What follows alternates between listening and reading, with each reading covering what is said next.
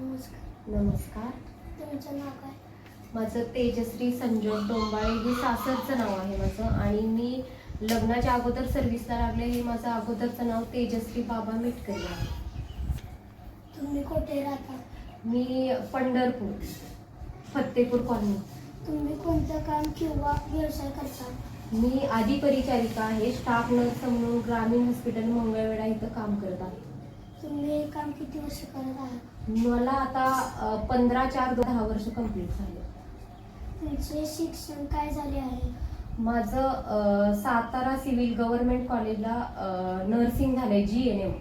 12वी नंतर 3.5 वर्षाचा कोर्स.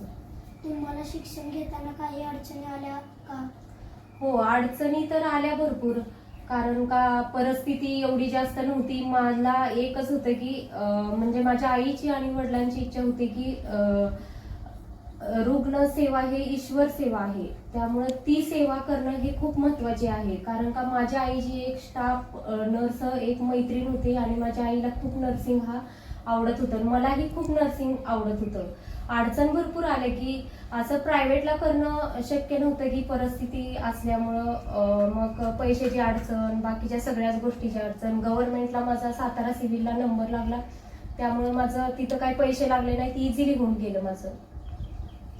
कामाचे स्वरूप काय असतं? माझं कामाचं नर्सिंगमध्ये सगळंच येतं. ऑल पेशंटला हँडल करण्यापासून पेशंटला हँडल कसं करायचं, पेशंटची संवाद कसा साधायचा, नंतर पेशंटला सेवा काय द्यायची, हे सगळं ऑल. नंतर डिलिव्हरी, सीझर मोशन, हे सगळं ऑल. इंजेक्शन, इम्युनायझेशन सगळं ऑल बघावं लागतं. आम्हाला रेकॉर्ड मेंटेन ठेवावं लागतं. तुम्ही करत असलेलं काम तुम्हाला आवडतं? हो, खूप आवडतं. नर्सिंग हे मला पहिल्यापासूनच, लहानपणापासूनच माझी इच्छा होती की मला नर्सिंगमध्ये जायचं आहे आणि मला नर्सिंग करायचं. त्यामुळं मी स्वतः निवडलं आहे. माझ्या आईची तर इच्छा होतीच, पण मला पण खूप आवडत होतं. त्यामुळं मला खूप काम आवडतं हे. तुमच्या कामातून तुम्ही लोकांना कशी मदत करता? लोकांना म्हणजे आता पेशंट खूप खेड्यागावातले येतात आणि जेवढे गव्हर्नमेंटमध्ये येतात ते जास्त गरीब पेशंट असतात. त्यामुळं पेशंटला अडचणी काय आहे ते त्यांच्या समजून घेते. नंतर पेशंटला म्हणजे कोणता आजार आहे हे समजून घेते. नंतर पेशंटला काय पाहिजे, कशाची मदत हवी आहे, हे जास्त वेळ थांबावं लागतं गव्हर्नमेंटमध्ये. का तर गर्दी असते, तर त्यांना पेशंटला लवकर कसं घरी पाठवता येईल आणि लवकरात लवकर ट्रीटमेंट कशी देता येईल हे मी भरपूर मदत करते पेशंटला. लोक तुमच्याशी कसं वागतात? लोक आता ग्रामीण मधले सगळे येतात. प्रत्येक वेगवेगळे विचाराचे असतात. काय काय खूप चांगले पण असतात पेशंट, काय काय त्यांना एवढं नॉलेज नसतं की खेड्यागावातले संवाद व्यवस्थित साधता येत नाही. आम्हाला कामामध्ये पण तशा भरपूर अडचणी येतात.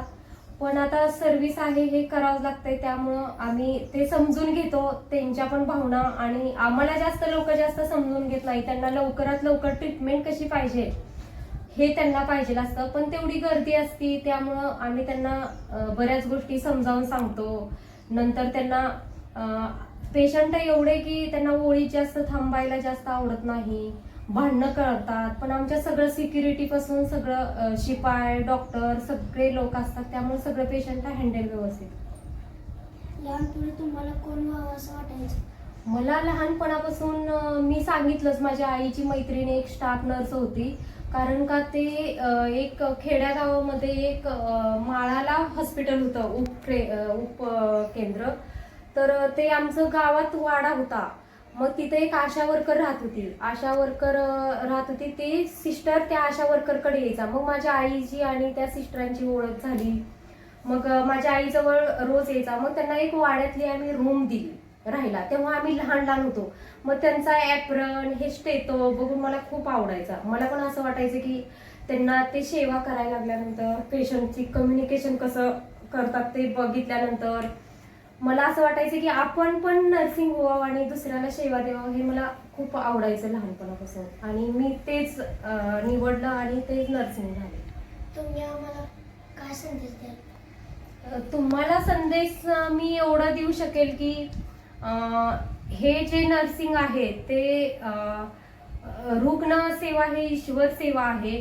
आणि असं आहे की हे सगळे पेशंट म्हणजे पेशंटच्या भावना काय आहेत, पेशंटला एखादा जर आजार असेल आणि पेशंट जर आमच्याजवळ आला आणि तो जर बरा झाला तर त्याचे आनंद, एक चेहऱ्यावरचा आनंद बघून एक आम्हालाही खुशी खूप होते. आणि असं काय की गव्हर्नमेंटमध्ये आता म्हणतात की गव्हर्नमेंटमध्ये तेवढी फॅसिलिटी नाही आहेत, नंतर गव्हर्नमेंटमध्ये तुम्ही सेवा घेऊ नका, गव्हर्नमेंटमध्ये खूप गर्दी आहे. पण गव्हर्नमेंटमध्ये सगळ्या फॅसिलिटी आहेत आणि गव्हर्नमेंटमध्ये हे प्रॉपरली भेटती. सगळं ऑपरेशन थिएटर पासून की ऑपरेशन थिएटरमध्ये एक प्रॉपरली स्टाफ तिथं आटोक्लो, एक इन्स्ट्रुमेंट लावण्यापासून ते पूर्ण पेशंट डिस्चार्ज होण्यापर्यंत स्टाफ खूप केअर घेते. डॉक्टर पण असतात, डॉक्टर पण भरपूर केअर घेतात. त्यामुळं गव्हर्नमेंटमध्ये जरी यायला काय पेशंट म्हणून हरकत नाही, कोणीही जरी असेल तरी येवावं अशी इच्छा आहे. रुग्णसेवा हे एक समाजसेवा आहे आणि तुम्हीही मला असं वाटतं की तुम्ही एक समाजसेवा केली तर खूप बरं होईल. की रुग्णसेवा ही ईश्वर सेवा पण म्हटलं जातं आणि समाजसेवा पण केली जाते. त्यामुळं मी तर खूप खुश आहे का तर समाजसेवा हे करते. तुम्हीही तसं समाजसेवा करा. तुम्ही छानशी माहिती दिली त्याबद्दल तुमचे खूप खूप आभार. धन्यवाद. थँक्यू. धन्यवाद.